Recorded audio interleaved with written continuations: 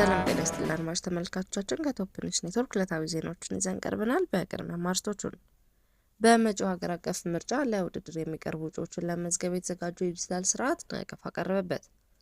ኢትዮጵያ ከአፍሪካ የቀርከሃ ሀብት 60 በመቶውን ብትይዝም ከዘርፉ የሚገባትን ጥቅም እንዳላገኘች ተገለጸ። ሂውማን ራይትስ ፈርስት በትግራይ ክልል የዘፈቀደ እስርና የሰዎችን የመሰወር ድርጊት እየተፈጸመ መሆኑን ጠቀሰ። አይኤፍሲ እና ሜድሮክ ኢትዮጵያ ለሸራተን አዲስ የ$80 ሚሊዮን የብድር ስምምነት ሊያደርጉ ነው። የሶማሌላንድ ፕሬዝዳንት አብዱራህማን መሐመድ ከአሜሪካና ከእስራኤል ባለስልጣናት ጋር ውይይት ማድረጋቸው ተነገረ።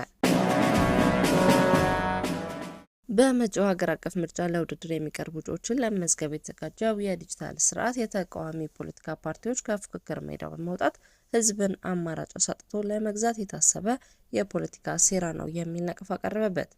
የኢትዮጵያ ብሔራዊ ምርጫ ቦርድ በበኩሉ የምርጫ ሂደቱን ለመጉዳት በመስሪያ ቤቱ ሆን ተብሎ የተደረገ ተግባር የለም ሲል አስተባብሏል።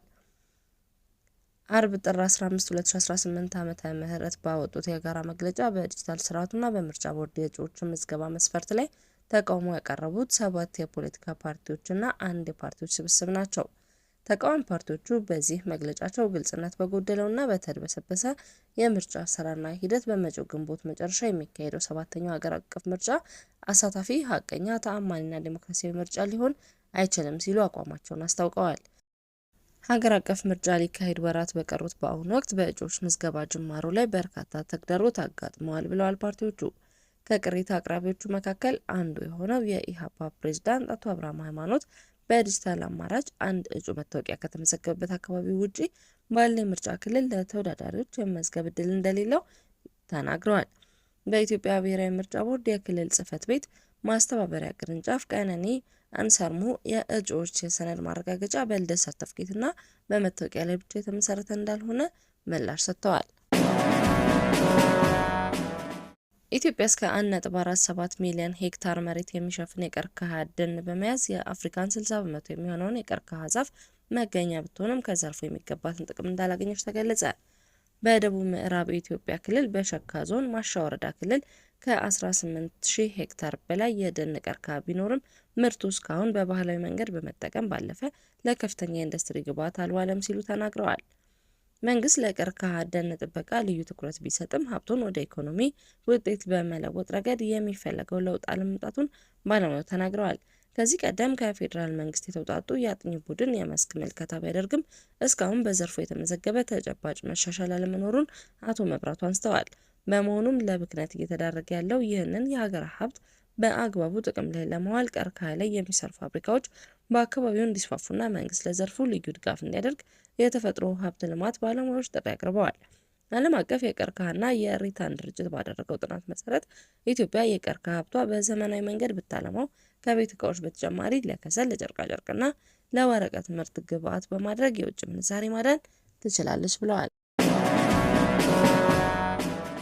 የሰብአዊ መብት ተሟጋቹ ሂውማን ራይትስ ፈርስት በትግራይ ክልል በርካታ የዘፈቀደ እስር፣ ሰዎችን አስገድዶ የመሰወር ድርጊት እንዲሁም አካላዊ ጉዳት የማድረግ ተግባር እየተፈጸመ መሆኑን በመጥቀስ የሰብአዊ መብት ሁኔታ እያሽቆለቆለ መጥቷል ሲል ስጋቱን ገለጸ።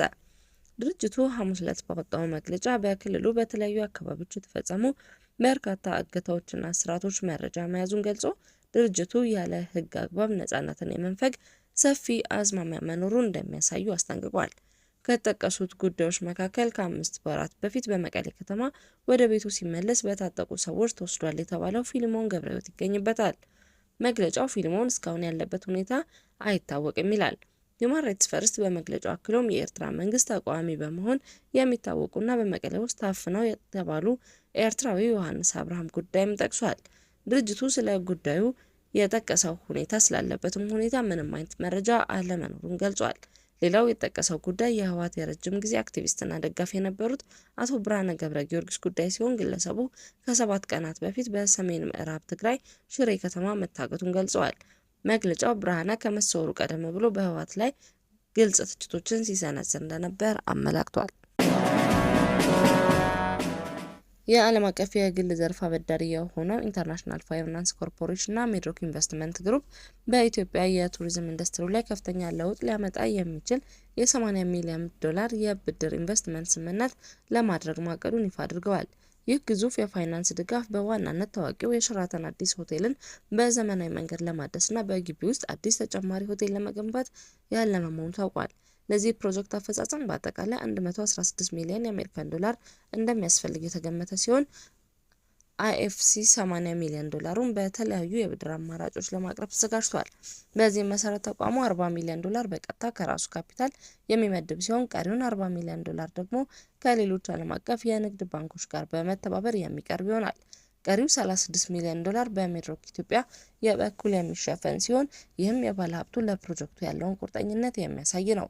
ይህ ኢንቨስትመንት በሆቴል ኢንዱስትሪ ውስጥ አዲስ ምዕራፍ ይከፍታል ተብሎ የሚጠበቅ ሲሆን ነባሩ ሸራተን አዲስ የማደስ ስራና 119 የመኝታ ክፍሎች ያሉት አዲስ ሸራተን ኤክስቴንሽን ግንባታን ያካትታል። ይህ ተጨማሪ በኢትዮጵያ ያለውን የዓለም አቀፍ ደረጃቸውን የጠበቁ የመኝታ ክፍሎች እጥረት ከመቅረፍ ባለፈ ለበርካታ ዜጎች አዲስ የስራ ዕድል በመፍጠር ረገድ ትልቅ ድርሻ ይኖረዋል። በተጨማሪም ሆቴሉ የሚሰጠውን አገልግሎት በማዘመንና ተጨማሪ እንግዶችን በመሳብ የሀገሪቱን የውጭ ምንዛሬ ግኝት በከፍተኛ ሁኔታ እንደሚያሳድገው ይጠበቃል። የሶማሊላንድ ፕሬዝዳንት አብዱራህማን መሐመድ ስዊዘርላንድ ውስጥ በተካሄደው የዓለም ኢኮኖሚክ ፎረም ስብሰባ በተጓዳኝ ከአሜሪካና ከእስራኤል ባለስልጣናት ጋር ውይይት ማድረጋቸው ተነገረ። ዳቮስ ተገኝተው የነበሩት ፕሬዝዳንቱ ባደረጓቸው የተለያዩ ውይይቶች ትኩረት ያደረጉት የግዛቲቱን የዓለም አቀፋዊ ግንኙነት ማጠናከርና የውጭ ሀገር መዋለ ንዋይ መሳብ ነው ተብሏል። የፕሬዝዳንት አብዱራህማን ከእስራኤሉ ፕሬዝዳንት አይዛክ ሄርዞግ እና ከትራምፕ ድርጅቶች ምክትል ዋና ስራ አስፈጻሚ ከሆነው የትራምፕ ልጅ ኤሪክ ትራምፕን ጨምሮ ከሌሎች ከፍተኛ ባለስልጣናትና የንግድ ሰዎች ጋር ውይይት አድርገዋል። የሶማሊላንድ ባለስልጣናት እንዳሉት የፕሬዝዳንቱ ውይይት በምጣኔ ሀብት ትብብር፣ በኢንቨስትመንት እድሎች እንዲሁም አካባቢውን በቀይ ባህርና በኤደን ባህረ ሰላጤ ባለው ቁልፍ ሙና ላይ ያተኮረ እንደነበር ገልጸዋል። በተጨማሪም የሶማሊላንድ ፕሬዝዳንት የበርበራ ወደብን ለመርከቦች ያለውን አመቺነት በመጥቀስ ሀገራቸው ለኢንቨስትመንት ክፍት መሆኗን በመግለጽ ጥሪ አቅርበዋል። የፕሬዝዳንቱ ከፍተኛ አማካሪ የሆኑት ዶክተር አብዱራህማን ዱዋሌ ባይሌ ለቢቢሲ ሶማሊኛ እንዳረጋገጡት ከኤሪክ ትራምፕ ጋር በተደረገው ውይይት በሶማሊላንድ ስላለው የኢንቨስትመንት እድሎችን ማንሳትና ኤሪክ ያለውን ፍላጎት መግለጹን ተናግረዋል። አድማጭ ተመልካቾቻችን ከቶፕ ኒውስ ኔትወርክ ለዕለቱ ያዝናቸው ዜናዎች እነዚህ ነበሩ። መልካም ቆይታ።